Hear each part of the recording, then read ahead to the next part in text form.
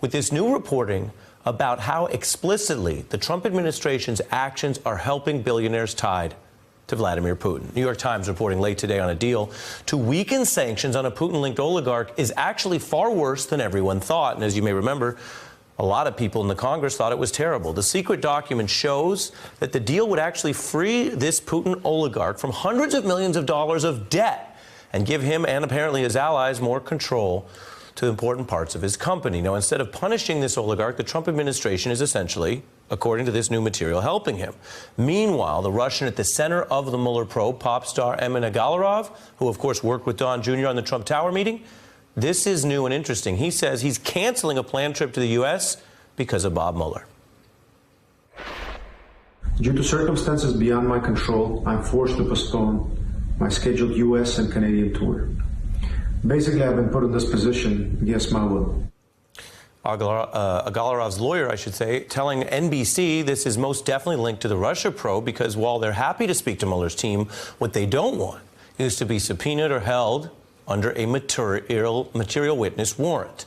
So a lot of moving parts there. And then you have Rudy Giuliani doing something we've reported on before, the Giuliani dance. He is now apparently trying to backpedal from comments he made this weekend that appeared to suggest, as a factual matter, that Rudy wanted the world to know Trump was involved in talks for Trump Tower Moscow right through the election. Well, it's our understanding that they went on throughout 2016. Weren't a lot of them, but there were conversations. Can't be sure of the exact dates, but the president can remember having conversations with him about it. Throughout 2016. The president also remembered.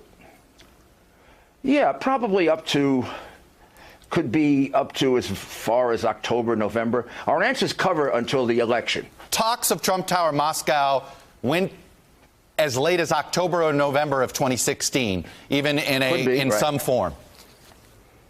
Could be. Yeah, could be. So that's either a huge deal. A lot of papers treated it as such. He is the president's lawyer. Big article in the New York Times. Giuliani appearing to admit that, saying Trump told the Moscow folks that these discussions would go from the day he announced the run for president to the day he won. There's the Times story.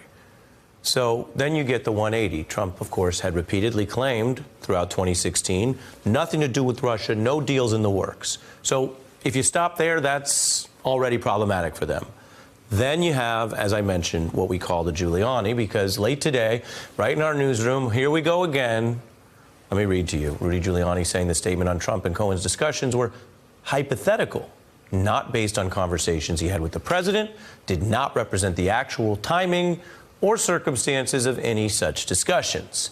We have a lot in the program, as I mentioned. We begin appropriately with attorney Maya Wiley, a former counsel to the mayor of New York City and a civil prosecutor in the Southern District, which prosecuted Michael Cohen, and former federal prosecutor John Flannery. I often start with Maya because I like her a little bit more than you, even though I like you both.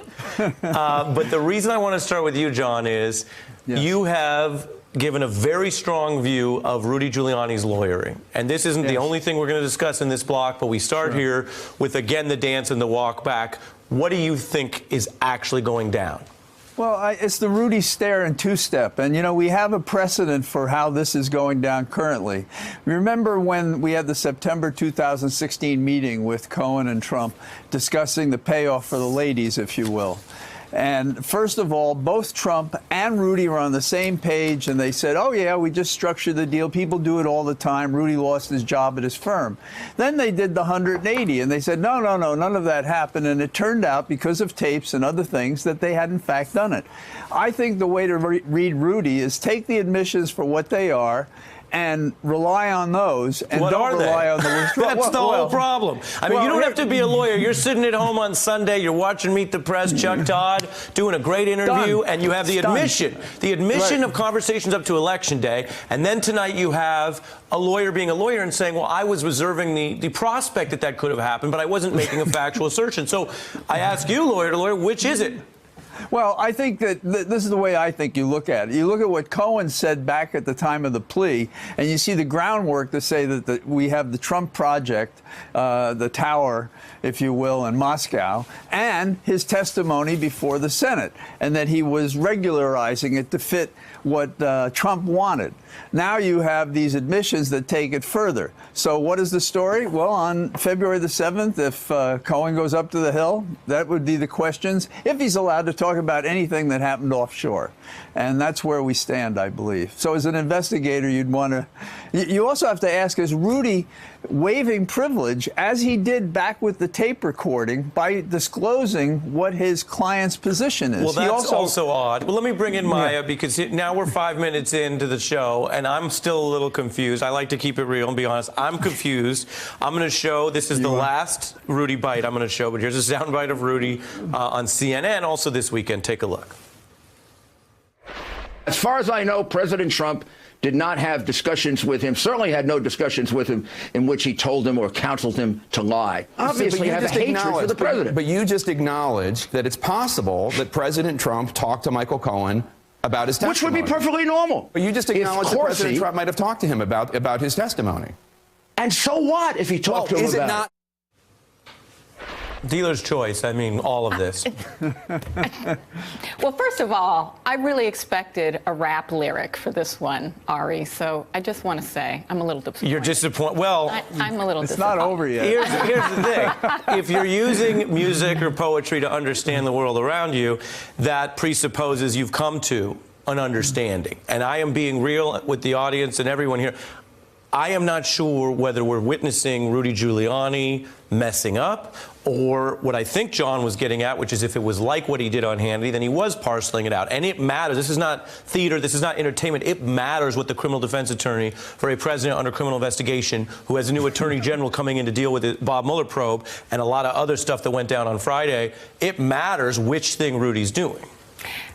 He could be doing both, because he could be doing the latter badly.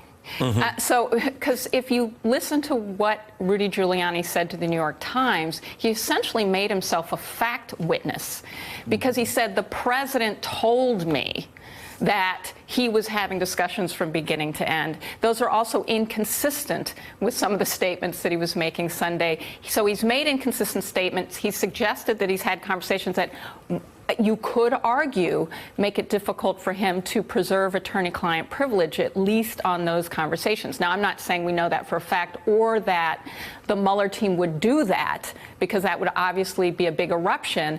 I'm just saying it's so sloppy, it's so poorly done, doesn't mean it won't be effective from the spin management side. And because Donald Trump has already given written answers to Mueller, wouldn't any competent lawyer know what the time frame was, whether it was Election Day or October or earlier? Why not stick to the story that was given to Mueller? Well, exactly, because remember, he also makes clear he knows that those answers, he talks about those as answers to the Mueller questions in terms of the time frame.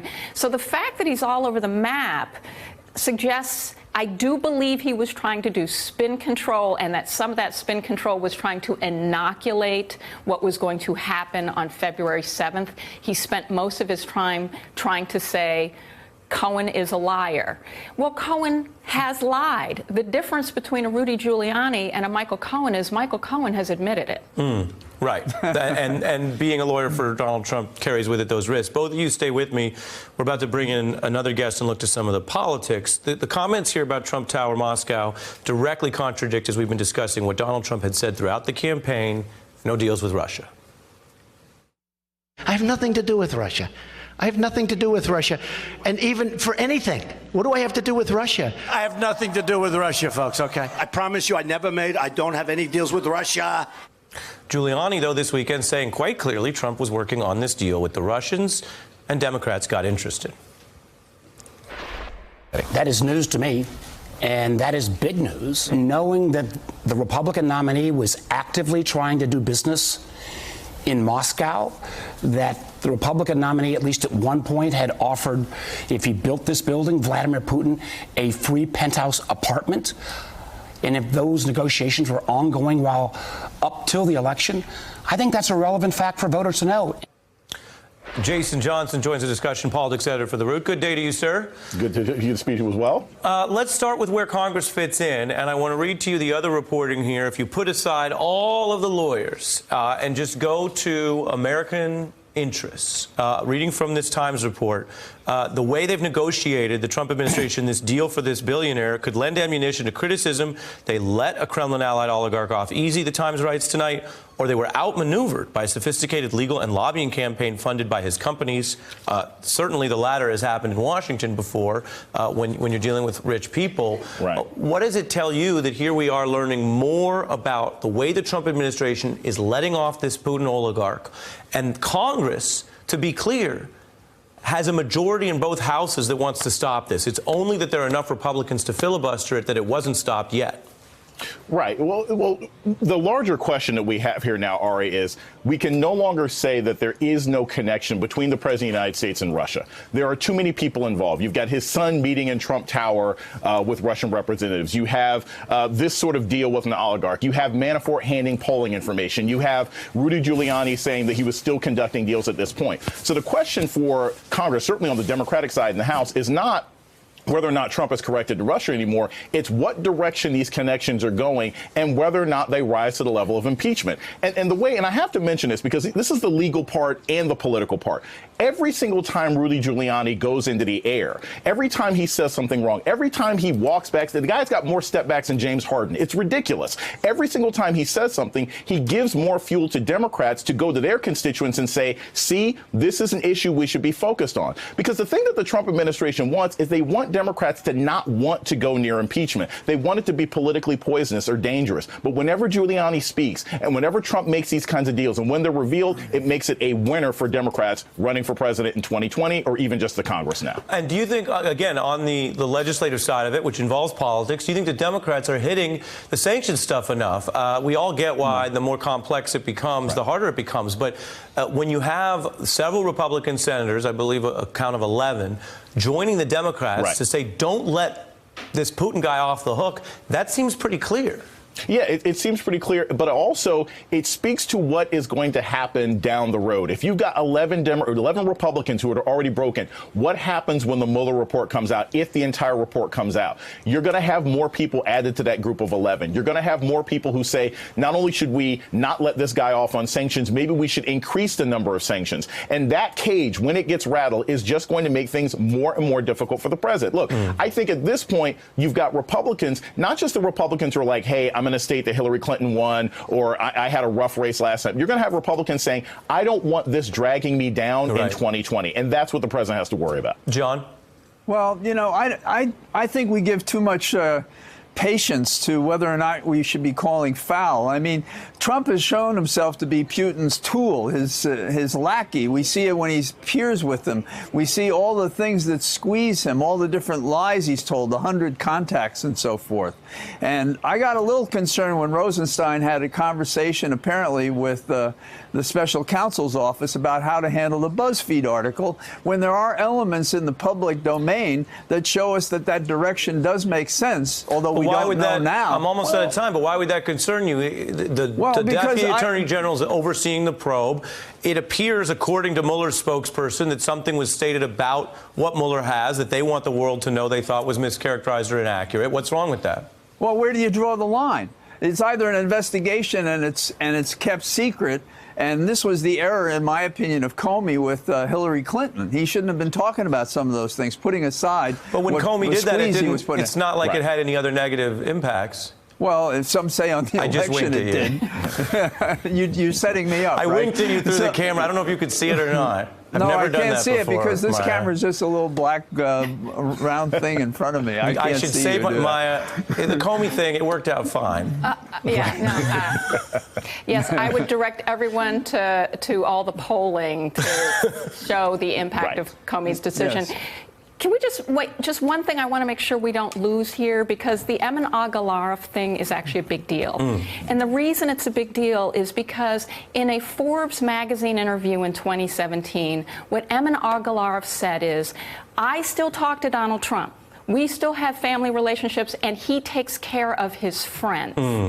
And when you think about him refusing to come and not wanting to submit himself to these conversations, you have to wonder what the following of the money is going to look like. And remember, VT Bank, that's the bank that, if we want to get into the Deripaska, who, by the way, was owed money by Paul Manafort, Deripaska, part of the reason this is a sweetheart deal for him is because he gets to get rid of debt by giving stocks to VT Bank. That is one of the banks that Michael Cohen was going to look to for financing for the tower. Well, and that's the point, that the Trump administration has turned this into a deal that potentially seems, according to the New York Times, to benefit that person.